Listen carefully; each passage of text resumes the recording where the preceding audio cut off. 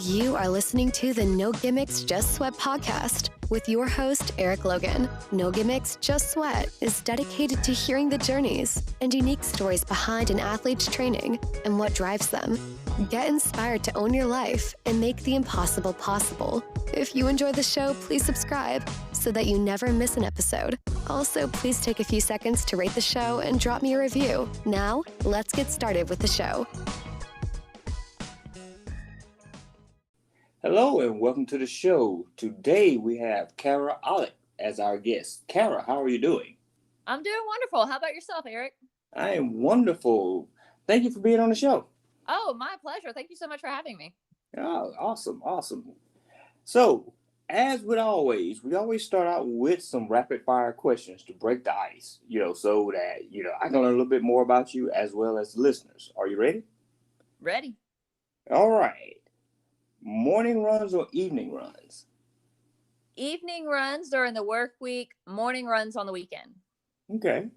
Solo runs or group runs? Solo. Run on the treadmill or run outside? Oh, outside. No treadmill. God, no treadmill. No, never. I will run in the snow. I will run in the rain, but I will not run on a treadmill. Oh, so you are definitely, no treadmill at all, period. Oh, yeah. All right. Trail runs or road runs? Road runs. Too many accidents happen on the trails for me. Definitely like to keep it wide and clear. Okay. All right. Favorite race distance to run? Ooh.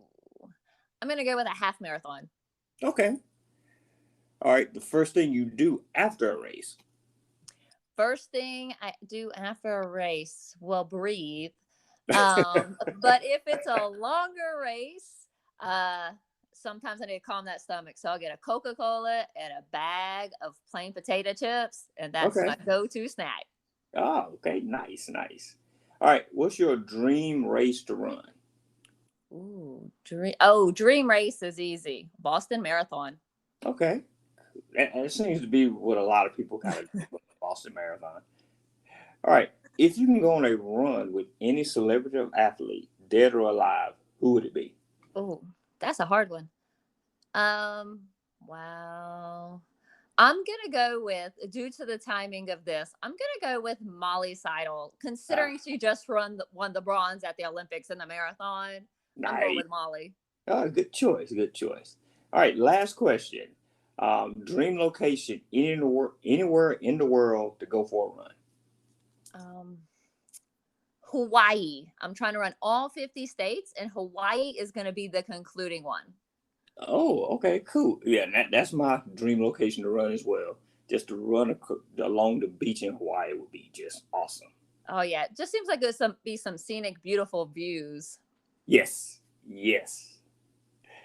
That's one place that, if I had to do my last race ever or last run ever, I would love for it to be like in Hawaii. Oh, absolutely.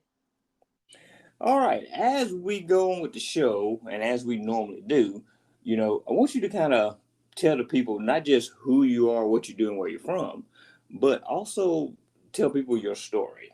And your story is, I always kind of put it in the light of, think of yourself as a superhero, and this is your origin story. Your power is running. So how did you get from where you were to who you are now?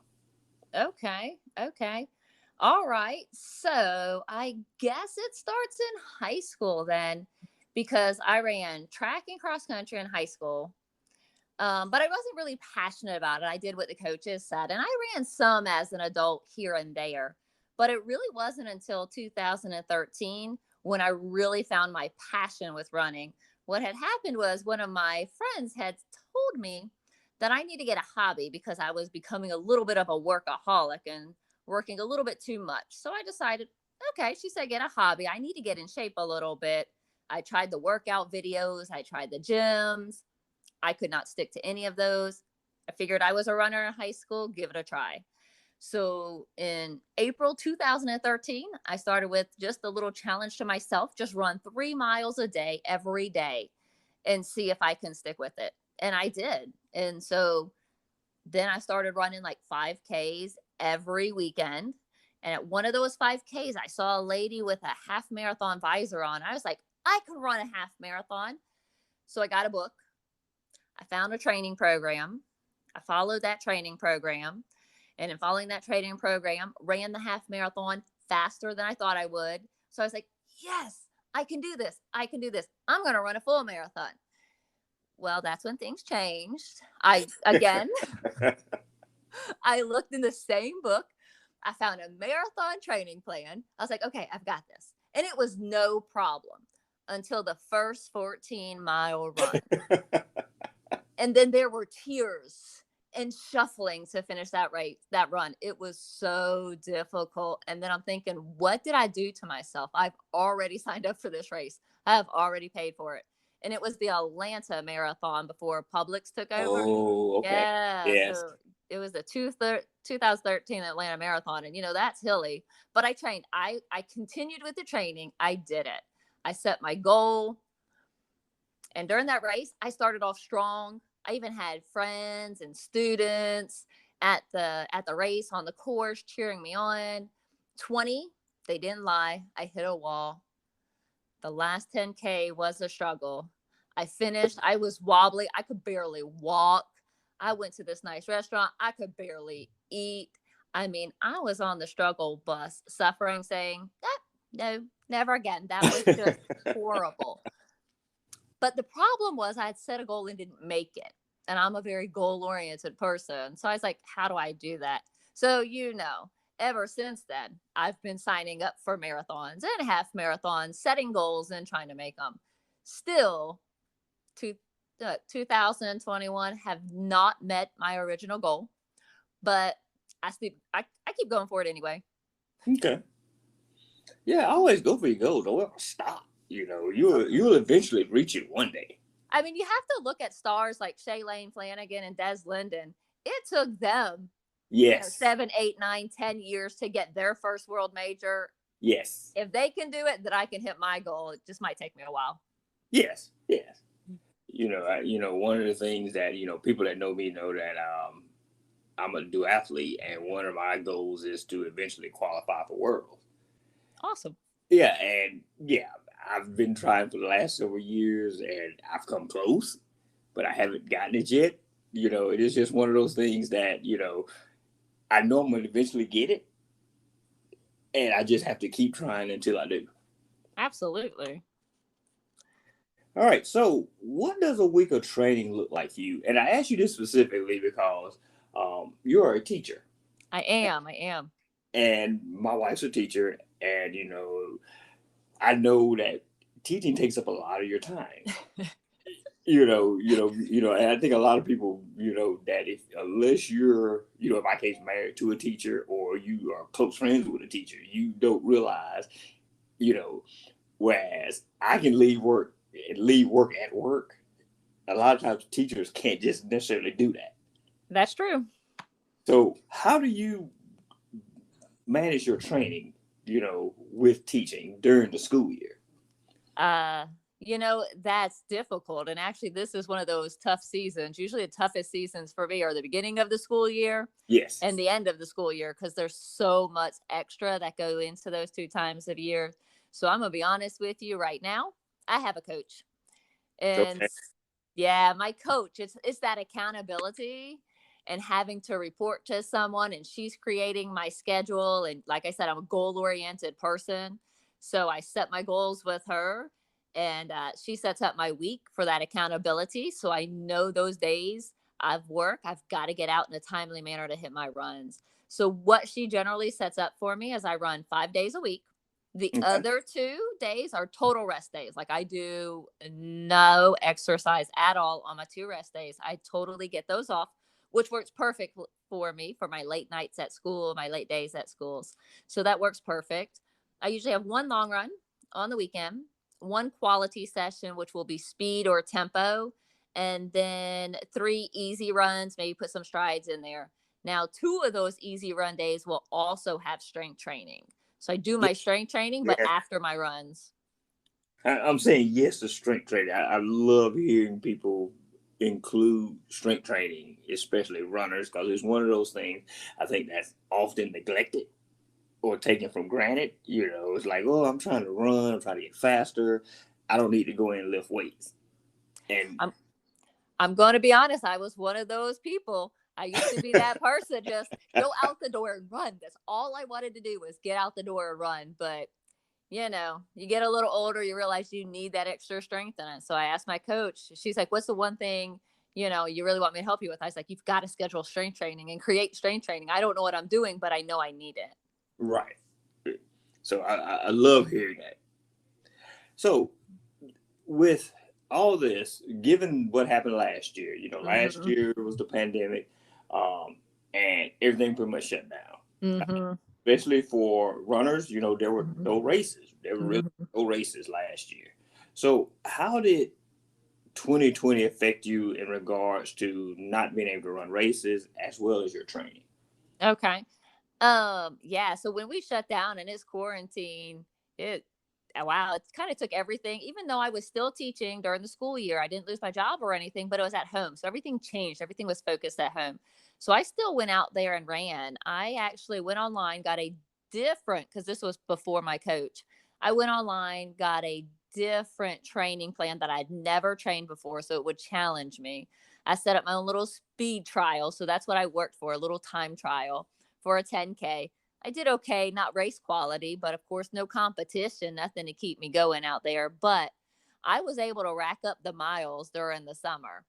So it was the one thing in this pandemic that changed everything. That was like my steady, my normal. It's one thing that I could continue to do because we were allowed outside. I just managed to run places and stay as far away from other people as possible. So it was my steady. It was my calm. It was my get out of the apartment, get into my space, you know, because when I'm running, I don't think about work. I don't think pandemic. I just run. Exactly. I am a pure runner. I will not allow myself to think about anything that's not running related during my run. That is my time.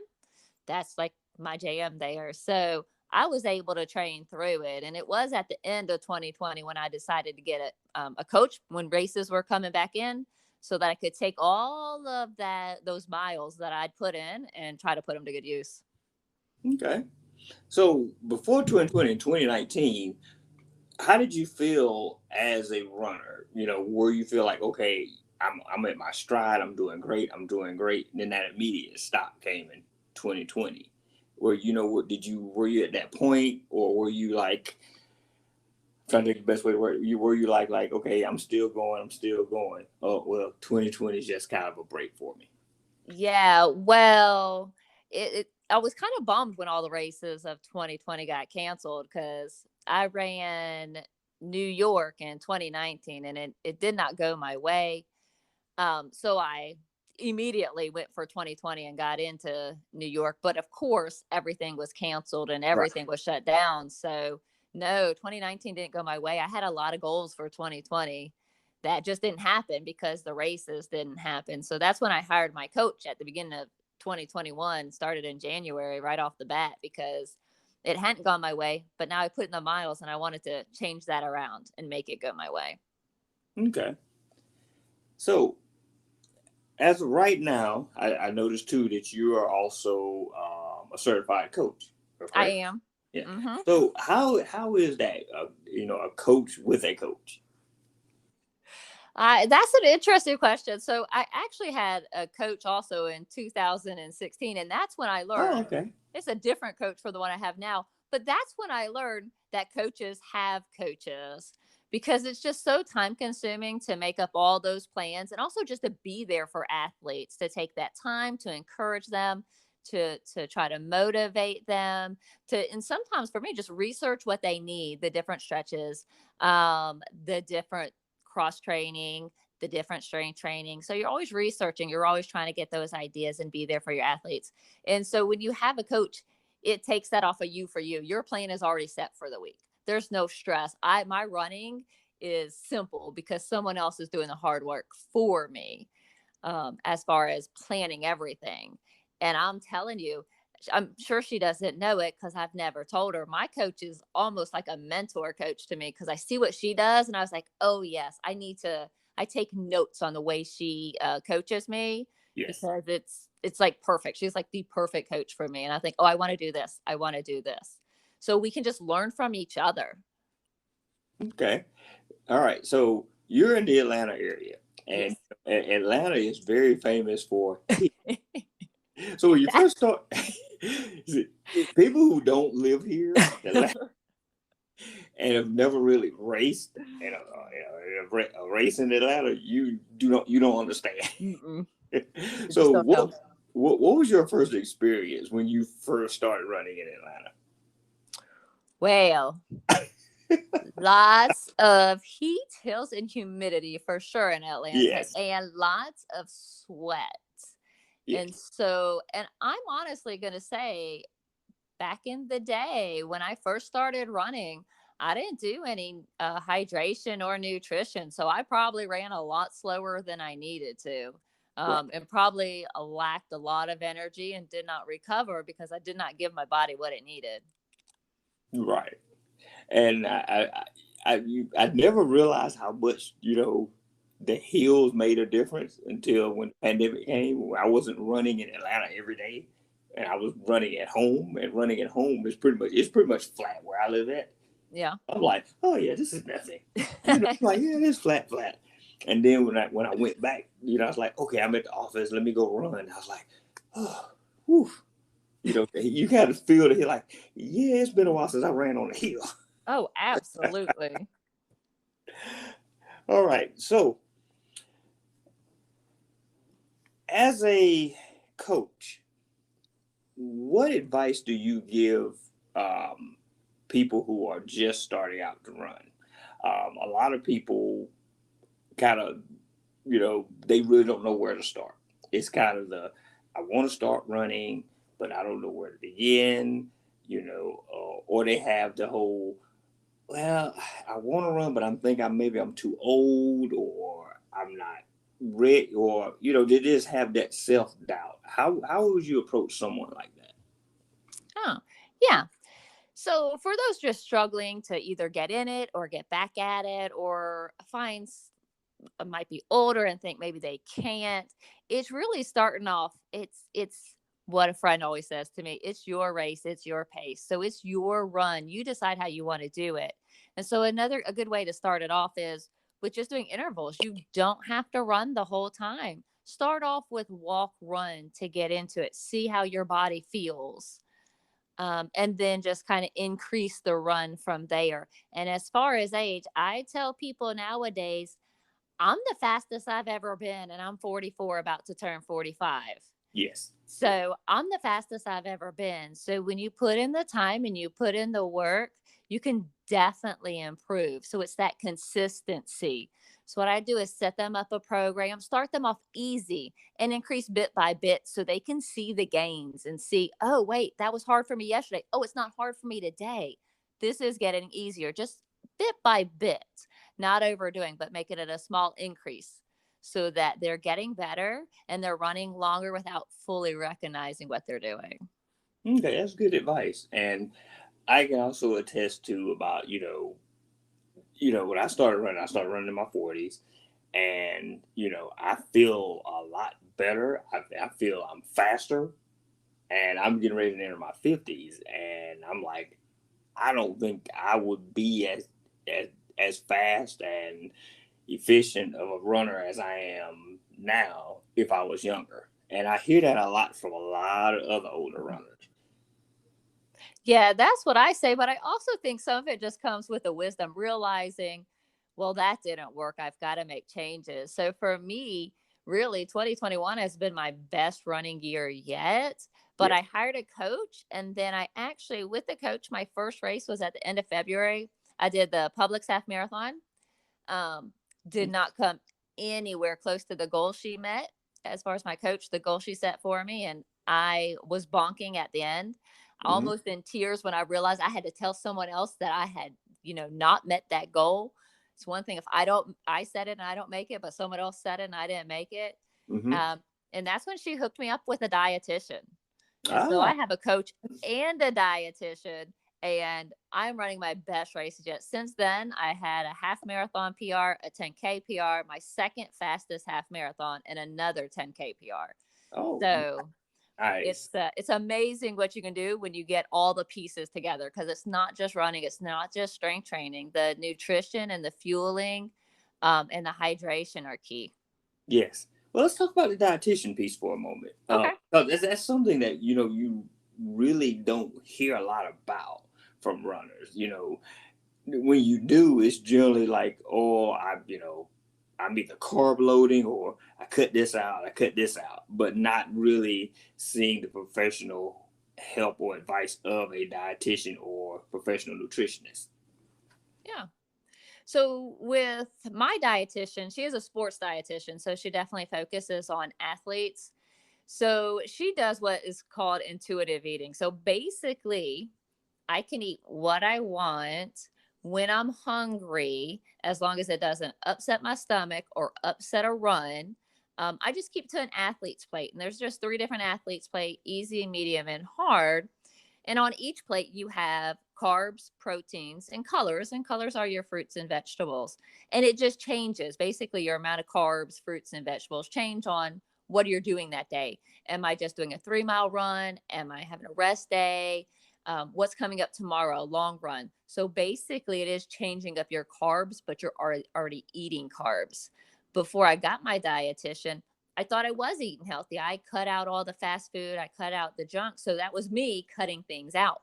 Right. But too many carbs got taken out, and therefore my body didn't have the carbs to burn. So when I got the dietitian, she never tells me no unless something bothers me. She says, eat what you want. So I do. So I enjoy food now because I'm not told no. There are no restrictions. Unless something makes me sick to my stomach, which is not much. I mean, before I had my dietitian, I used to say, I got such a sensitive stomach. But when you get rid of those things that you find out bother your stomach, because you're just eating your colors, your proteins, your carbs, it's amazing what it will do for your whole system. It's like a cleansing of the system, but you're just naturally eating. Right. And I mean, it doesn't sound too complicated. It's not at all. She even gave me pictures of the plates so I would know exactly what to do when. So it's not complicated because I don't have to count anything. I don't have to count carbs or proteins. I don't really have to count. Literally, there's half of my plate should be vegetables right now, and then a quarter protein and a quarter carb. That's where I'm at right now for my rest day. So I just have to look at a plate. I don't have to count anything. No calorie counting. I love it. No, that sounds perfect. I know. I mean, it just sounds, you hear people with their, with plans and their meals and stuff like that.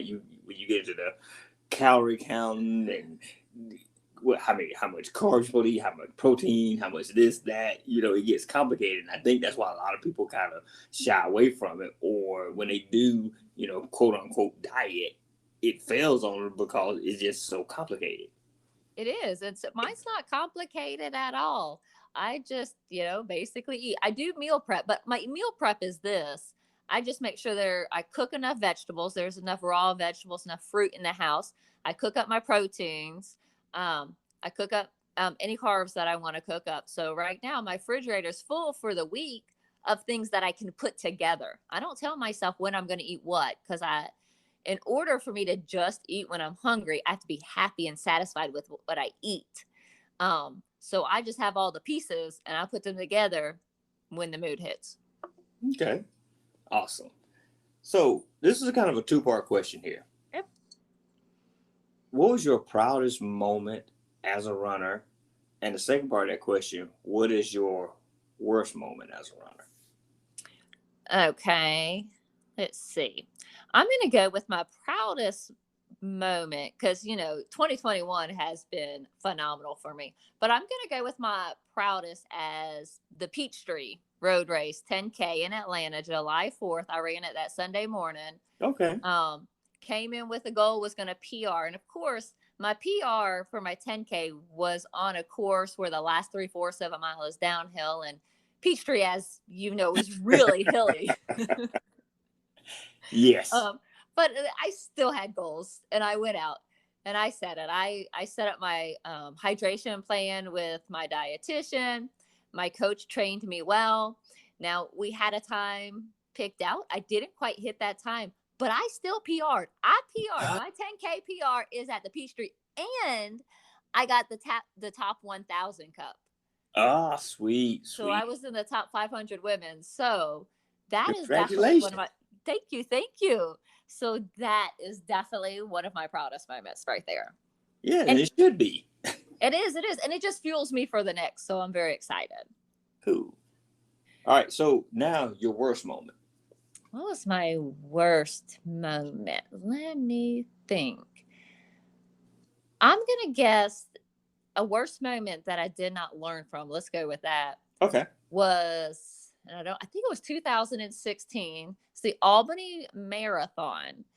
And it's actually my PR right now for the marathon is at Albany. The thing was, I barely hydrated. Maybe during a whole marathon, I drank 4 ounces of fluids because my stomach was bothered. And I PR'd, but I couldn't even really speak at the end. They swept me up into the medical tent immediately. Oh, wow. And yeah. And they did a great job. They revived me. My friends showed up. They had run the half and they had went back, showered, came up to check on me. And they stayed with me until I was fully recovered and was able to leave the park area. But I think it's one of those worst moments because physically it was one of the worst moments. And I just did not learn from that moment. Amazing what those 4 years could have been like if I had my dietitian before, but I didn't learn from that moment. I kept on going.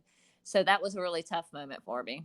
Okay, good. Kind of sidetrack here, so with the Albany Marathon, that's one of the races that I've always kind of had on my list. I've never kind of, and I've been looking at it as, like maybe doing a half down there. And then I've heard say that, it's also a good one that if you want to do your first marathon, it's a good one to do that. So is that true? Oh, yes, absolutely. Absolutely. It is it's a great Boston qualifier. It is, like I said, it's my PR. I have some fast half marathon times on there. The city really welcomes you. I'm signed up for the half. They had closed down. They didn't let the 221 run because of COVID. So they were still shut down. So I've been deferred, but it really is. You can't say that's totally flat because it's Georgia. It's got some, I'm going to call them like anthills compared to what we run in Atlanta. So it's a great course. Okay. It's good to know. Good to know. Putting it in the back of my mind. Absolutely. All right. Super important question here. Okay. What's your go-to running shoe? I am in the Saucony Endorphin Speed for training and then the Endorphin Pro for races. Okay. And that's pretty much been the shoe that you kind of held with for a while, or did you have to kind of do trial and error till you got to that shoe? Well, actually, it was a bunch of trial and error. In 2016, when I had my previous coach, she said, "Oh, try out a bunch of different shoes." So I did, but I just never found anything that fit. And then, I'm one of those people. I'm a real running nerd. I love to follow all the marathoners. And so one of my favorite was Shailene. So I was like, I'm going to go Nike because Shailene is Nike. And so I ran in Nike forever. And I think I got their 4%, their first one of their fast shoes.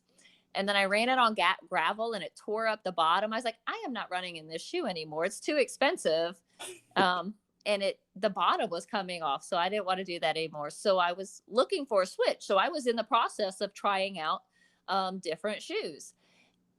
And I happened to meet Molly Seidel before the Olympic trials that Thursday night. I met her and she actually talked me into getting the Endorphin Pro because it was like a preview of it. They weren't going to sell it till later, but they would sell it right there during the trials. So, So that's what happens. I apparently get talked into shoes by pro runners.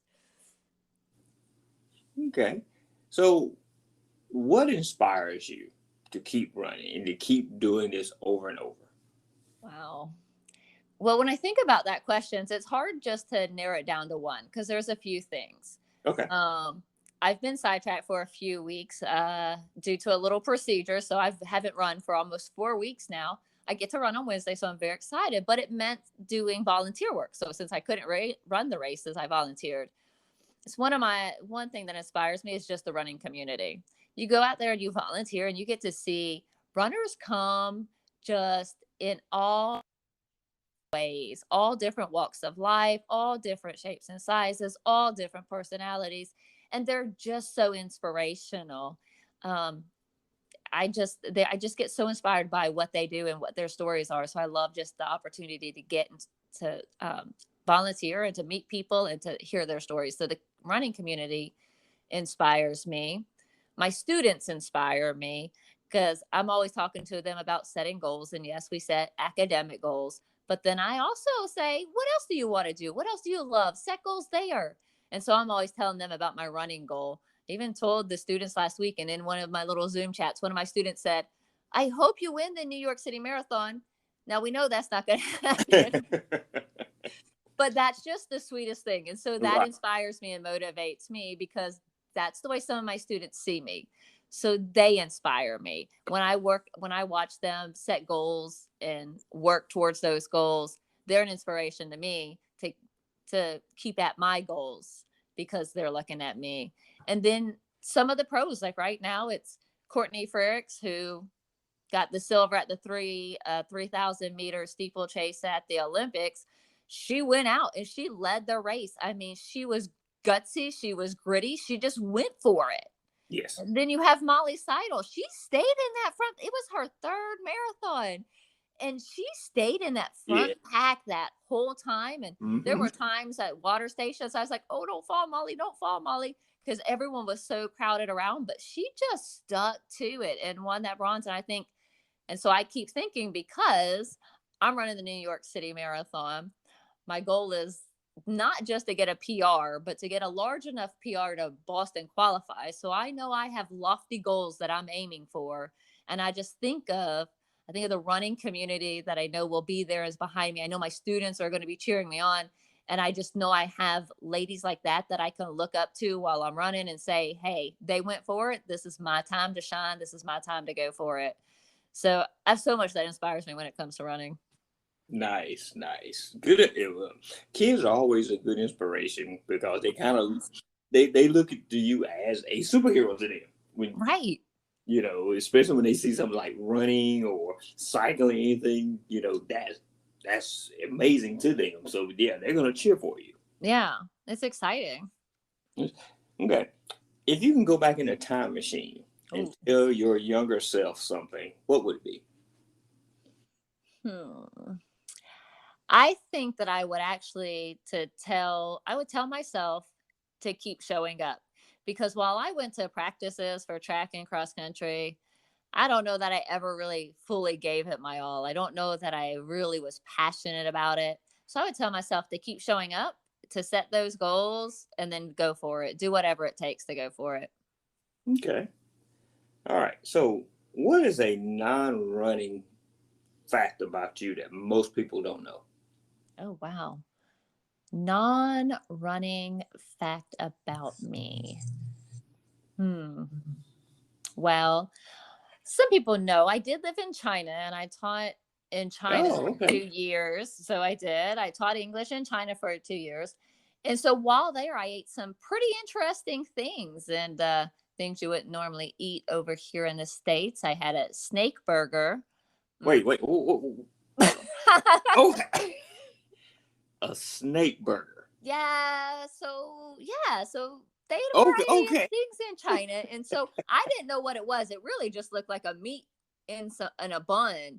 And I ate it. And that was my rule in China. I'm going to eat it. I'm going to put it down. Please don't tell me what it is until I finish. Okay. And then that's when, because it was with some of my college students. And then they told me afterwards, I was like, say it again. I said, did you mistranslate the word? And they were like, no, it's a snake burger. I even had it looked like a Jell-O mold, and it was worms inside. And I ate that too. So I think some interesting things about me would be the things that I ate while teaching in China. And not too many people know that. A snake burger. Yeah, that was the worst thing in my opinion. I'm still wrapping my mind around that. I will say this now. Somebody's going to have to come and top that. Snake burger. So after this, I'm gonna be Googling that paper. My curiosity has peaked. Yeah, but there was nothing on it. It was just the bread and the meat and nothing else. But No type of condiments. no. Mm-mm. Mm-mm. Yeah, I'm gonna be on Google after this. All right. So what's next for you? Are you training for anything right now? You got any races planned that are coming up? Okay. Well, I actually do have a race coming up, and I have 2 races coming up that I didn't really realize until I got the emails. A couple of them that I got deferred from. I got deferred in 2020 and forgot about them. So I have a 10K coming up at the end of August. It's actually a 20K relay, a 10K. And I think they do a 5K too down in Castleberry Hill, I think, near the stadium. Oh, okay. So I have that 10K coming up. Apparently, I signed up for just a mile race. I never signed up for just a mile, but I guess I'll see how fast I can run a mile. But my big thing that I'll be training for is the New York City Marathon. Okay. All right. Well, Kara, thank you for being on the show today. Thanks for having me. I appreciate it and look forward to listening to your new season. Oh, yes. Thank you. Thank you. And if anybody wants to get in touch with you, especially about coaching, how can they do so? Well, they can get in touch with me. I guess one of the easy ways, I'm on Facebook at Kara Ollick. Just send me an invite there or friend me there. And then I am You Are Worth the Run on Instagram. Just message me at either of those places. I'd be glad to get back to them. Awesome. Awesome. Again, thank you for being on the show. Thank you so much for having me. Have a great day. All right. You do the same. Thanks. Thanks. Bye. Thank you for listening to this episode of the No Gimmicks, Just Sweat podcast. We really appreciate everyone who tunes in each week. If you enjoyed today's show, please support us by subscribing, rating, and reviewing the show wherever you listen to podcasts. And remember to tell your friends about the No Gimmicks, Just Sweat podcast, so we can continue to have awesome conversations with everyday athletes just like you. Until next time, have an amazing week.